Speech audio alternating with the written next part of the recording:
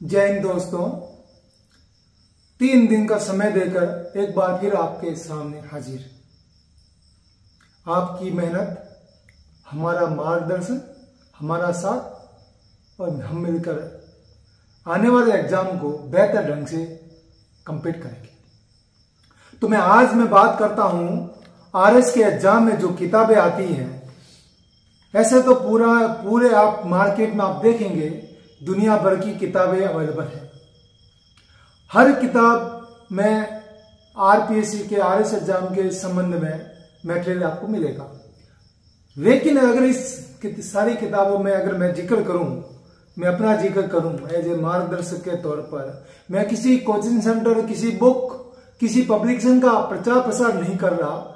मुझे जो समझ में आया कि कौन सी किताब बेहतर है और अच्छी है, जिसमें सारी चीजें उसमें इंक्लूड होती हैं, उसी बुक का मैं आपके सामने जिक्र करूंगा। तो मैं बात करूं आपसे सिलेबस के अकॉर्डिंग बुक्स के बारे में, तो सबसे पहले मैं बात करूंगा आपके सामने राजस्थान के बारे में। जैसा कि मैंने पूर्व वीडियो में आपको बताया है कि जो सिलेबस है आरपीसी का, आरएस का जो सिलेबस है, सबसे मोटा पोर्शन जो कहते हैं राजस्थान जीके इसलिए इंक्लूड किया है ताकि राजस्थान बैकग्राउंड वाले, ग्रामीण परिप्रेक्ष्य वाले लोग आरएस बनकर जनता की सेवा बेहतर ढंग से कर सके। अब मैं बात करूं आपको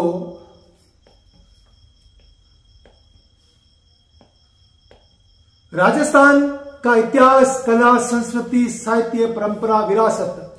राजस्थान का जीके, जिसमें राजस्थान का इतिहास भी आएगा, राजस्थान का भूगोल भी आएगा, राजस्थान का राजनीतिक और प्रशासनिक व्यवस्था भी आएगी और राजस्थान का इकोनॉमिक भी आएगा। इन चारों चीजों के लिए मैं बात करूं तो मैं बुक प्रिफर करना चाहूंगा आपके सामने दक्ष पब्लिकेशन की बुक,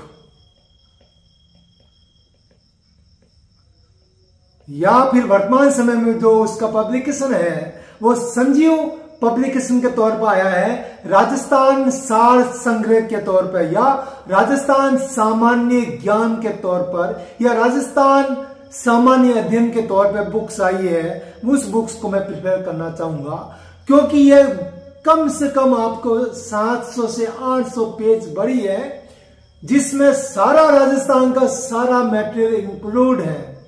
मैं एक बड़ी किताब आपके सामने इसलिए कहना चाह रहा हूं कि 10 दुश्मन की जगह पर एक दुश्मन होना बेहतर है। मोटा हो, बेहतर हो, मजबूत हो, ताकि उसको परास्त करने में आपको भी आनंद आए और सामने वाले जो दुश्मन है उसको भी एक भारी पड़े कि मुझे एक बेहतर मुकाबला करने वाले व्यक्ति मेरे सामने आया।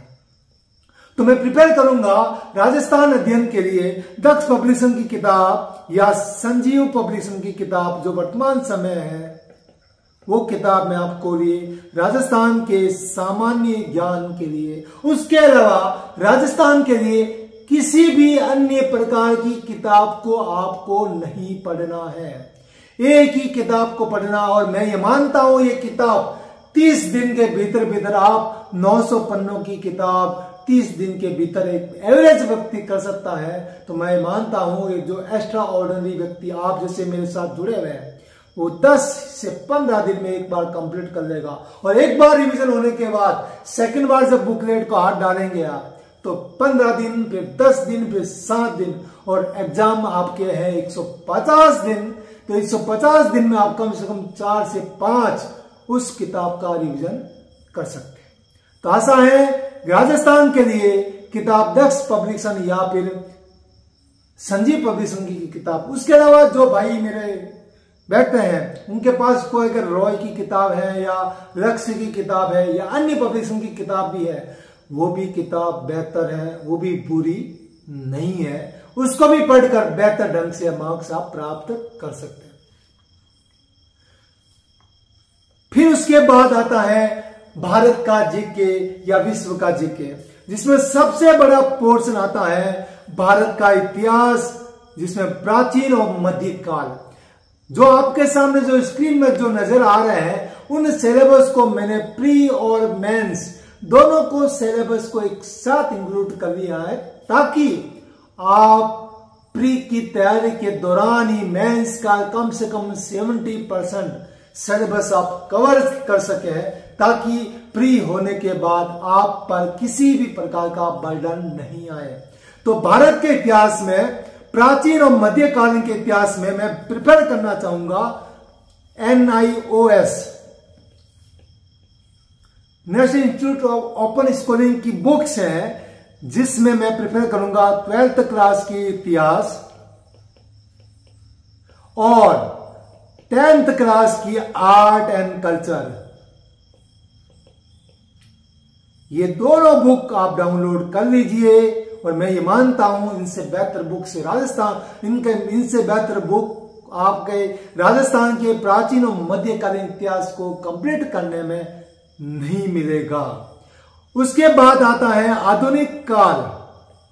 आधुनिक काल में मैं बुक्स प्रेफर करना चाहूंगा, बौद्धिक पब्लिशिंग की किताब है जो ओजा पब्लिशिंग या बौद्धिक पब्लिशिंग की किताब है, आधुनिक भारत का इतिहास, वो आप किताब को परचेज कर लीजिए। उसके साथ साथ किसी भी एक बेहतर कोचिंग सेंटर के नोट्स आपको मार्केट में अवेलेबल हैं, उन नोट्स को आप ले लीजिए। उनके अलावा तीसरी किताब आपको परचेज नहीं करनी है।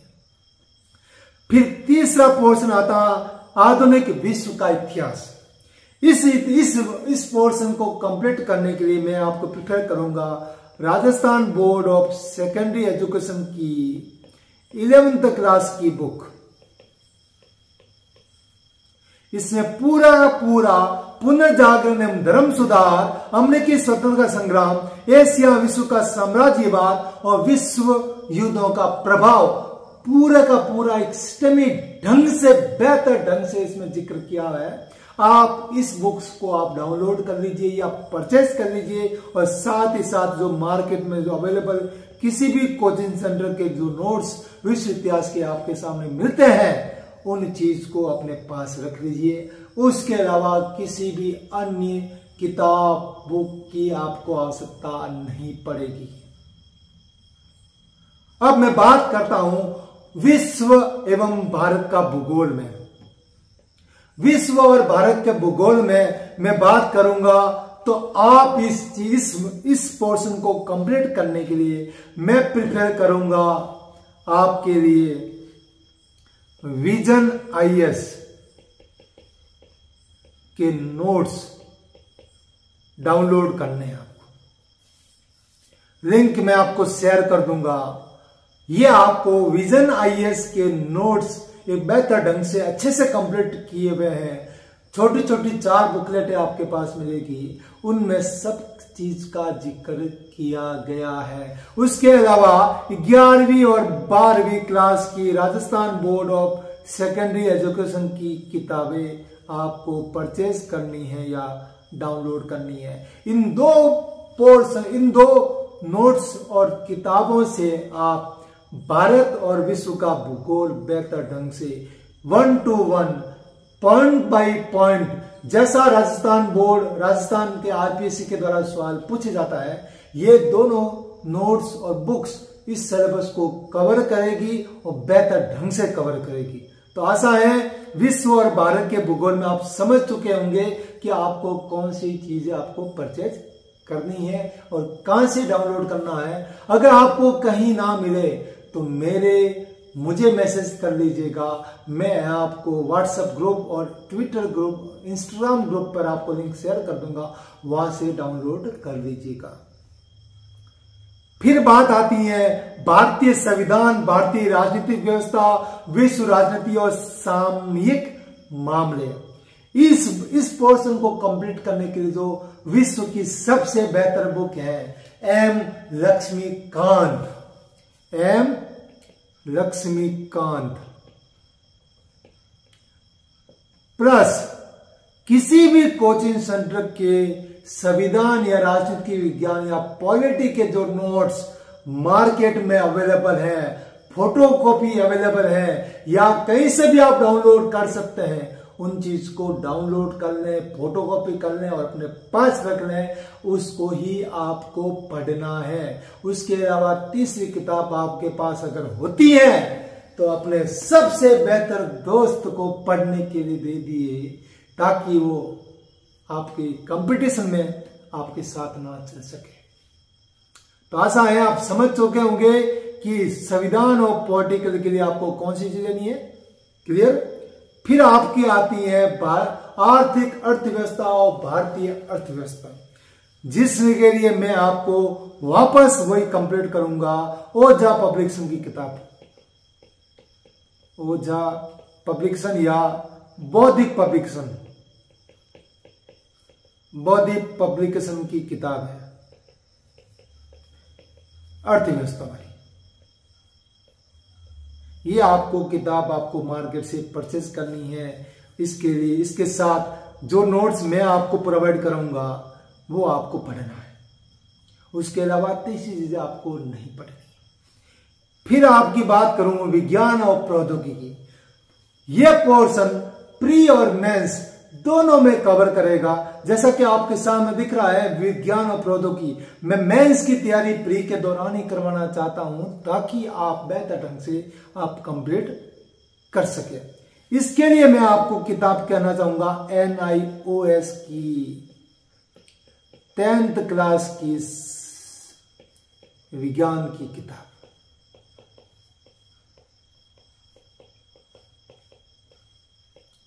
NIOS national institute of open schooling की किताब है 10th क्लास की साइंस, वो ही आपको पढ़नी।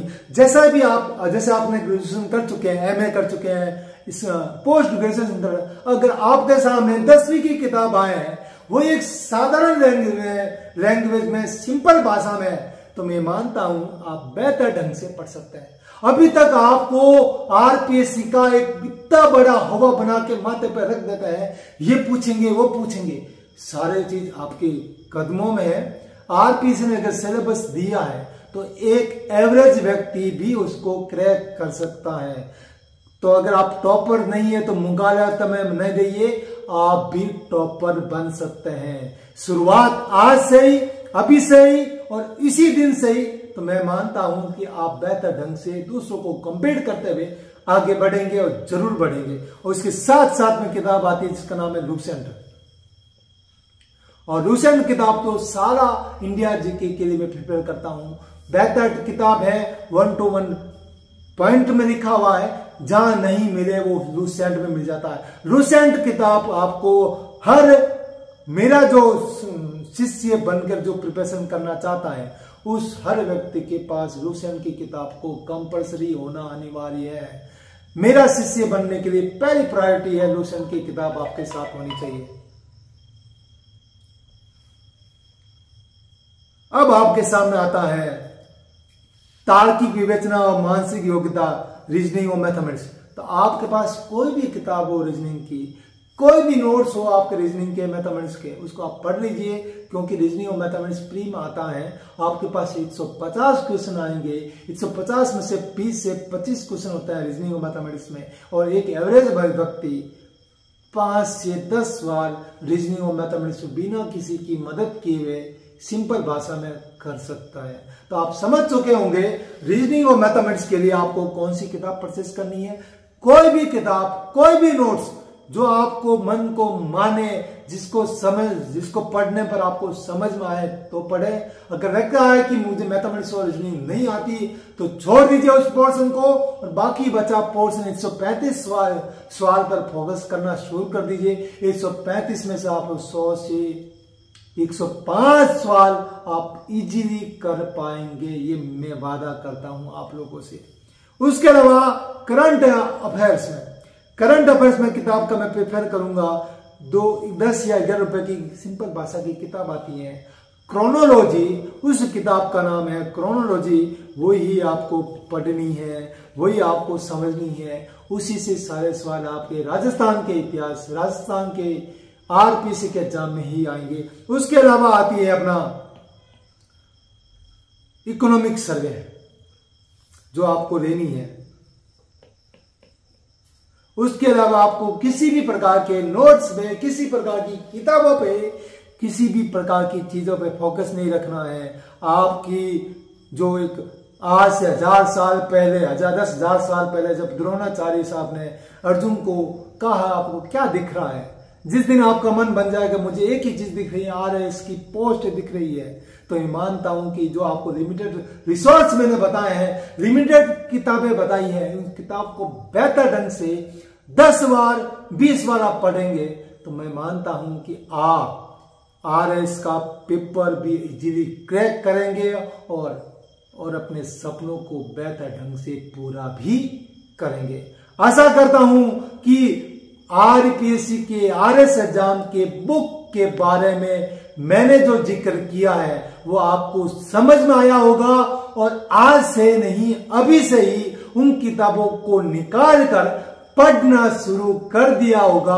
और मैं आपके लिए 90 दिन का एक प्रोसेस बना के आपके सामने बात करूंगा और आपको उसके अनुसार ही पढ़ना है। तो तैयार है मेरे दोस्तों मेरे साथ चलने के लिए?